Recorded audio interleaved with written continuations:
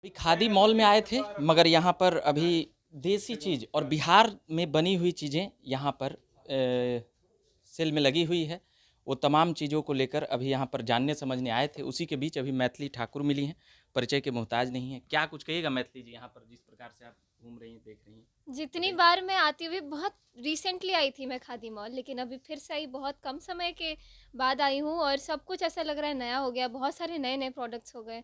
तो बहुत अच्छा लग रहा है कि मैं इतने अमेजिंग जगह से जुड़ी हुई हूँ, अमेजिंग लोगों के साथ जुड़ी हुई हूँ। हमारे दिलीप सर जो कि बिल्कुल रोज़ रोज़ कुछ ना कुछ नया करने में लगे हुए हैं, और यहाँ की चीज़ों को देख के ऐसा लग रहा है कि जितनी भी शॉपिंग हो मैं बिहार आके करूँ, यहीं से लेके जाऊँ हर चीज़। जैसे कि छठ के ठेकुओं से लेकर के देसी गाय का घी हो गया, यहाँ के मसाले हो गए, यहाँ का रागी का आटा, ज्वार का आटा, करेला का पाउडर, जितने भी वो चीज़ें जो इंसान ढूंढने तो मिले ना, लेकिन वो हर चीज़ यहाँ पर मौजूद है। तो मुझे काफ़ी अच्छा लग रहा है बहुत।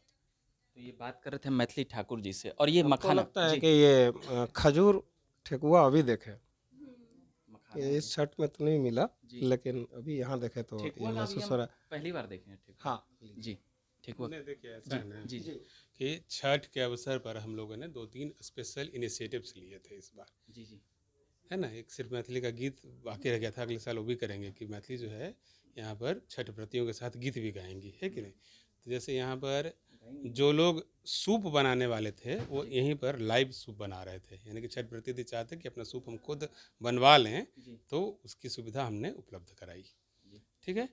इसके बाद एक कच्चे रंग की धोती होती है, प्राचीन काल में जब लोग छठ करते थे पवन भाई तो कच्चे रंग की धोती के साथ करते थे। तो पूरे बिहार में कहीं भी कच्चे रंग की धोती उपलब्ध नहीं थी, लेकिन हम लोगों ने उसको उपलब्ध कराई। ठीक है। तो ऐसे इनिशिएटिव्स खादी मॉल लेता रहता है, वो इसलिए कि हम बिहार के लोगों को, पटना के लोगों को बिहार की जो परंपरागत संस्कृति है और परंपरा है और उन गीतों से जो मैथिली गाते रहती हैं उन सब से हम जोड़ना चाहते हैं। ठीक है। इसी क्रम में महिला चरखा समिति ने ठेकुआ बनाया था, जी। और ये ठेकुआ कैसा लगा वो तो उसी से पूछिए। कैसा लग रहा बहुत है ठेकुआ बहुत मैथिली? बिल्कुल गाँव के जैसा है, वैसी खुशबू पैकिंग बहुत अच्छी है। पैकिंग और जो घर में बनता है उसमें अंतर तो नहीं ना? हम्म, उसमें अंतर। बिल्कुल ठेठ ठेकुआ है। ठीक।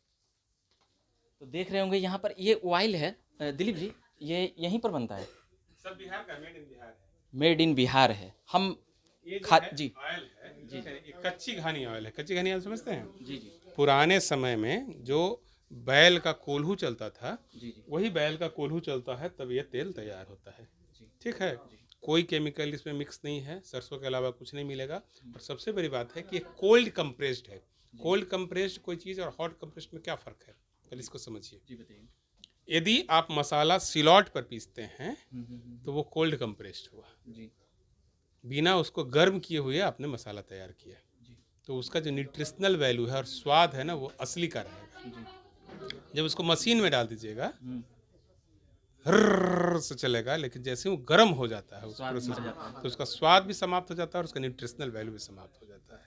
ठीक है। इसीलिए घर के मसाले का जो स्वाद है वो किसी भी ब्रांड का पैकेट आप ले लीजिए, उसके मसाले के स्वाद से बेहतर होता है। इसलिए हम लोग बोलते हैं घर का खाना। वही चीज़ यहाँ पर भी है। क्यों? क्योंकि जो मसाला है वो कोल्ड कंप्रेस होता था। जी जांता से जो निकला हुआ आटा था, जो प्राचीन काल में हम हमारे घर के लोग बनाते थे, या प्राचीन काल में जो ढेंकी में कुटाता था। कुटाता था चावल और चूड़ा, जी उसका जो स्वाद है वो वर्तमान वाले से मैच नहीं करता है। गैस पर बना हुआ चाय का स्वाद और जो नेचुरल चूल्हा में। चूल्हा पर बना हुआ है उसका स्वाद में आसमान ज़मीन का फ़र्क होता है। क्यों होता है? जी सिर्फ इसी कारण होता है कि जिस प्रोसेस से कोई भी प्रोडक्ट को हम तैयार करते हैं उस प्रोसेस का गुण जो है उस प्रोडक्ट में आ जाता है। तो जब हम कोल्ड कंप्रेस्ड ऑयल तैयार करते हैं जी तो उसका जो न्यूट्रिशनल वैल्यू है वो समाप्त नहीं होता, उसकी गुणवत्ता जो है ना बरकरार रहती है, और उसका जो स्वाद है वो भी। वह भी जो है नेचुरल रहता है, प्राकृतिक रहता है, उसमें किसी प्रकार का परिवर्तन नहीं आता है। तो ये जो तेल आप देख रहे हैं ये कोल्हू का ही है, पीली सरसों का तेल है। कोल्हू में इसकी पेराई की गई है, जो परंपरागत मेथड है उससे की गई है।